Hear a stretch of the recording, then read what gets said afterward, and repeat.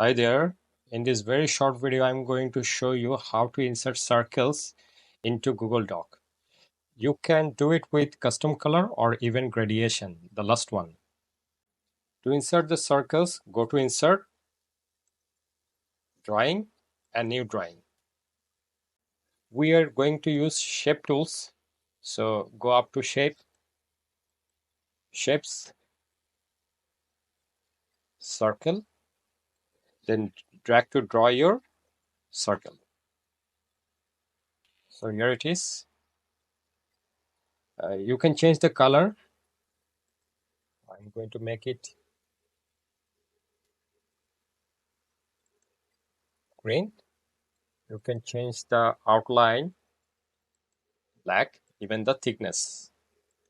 So here it is. Control C.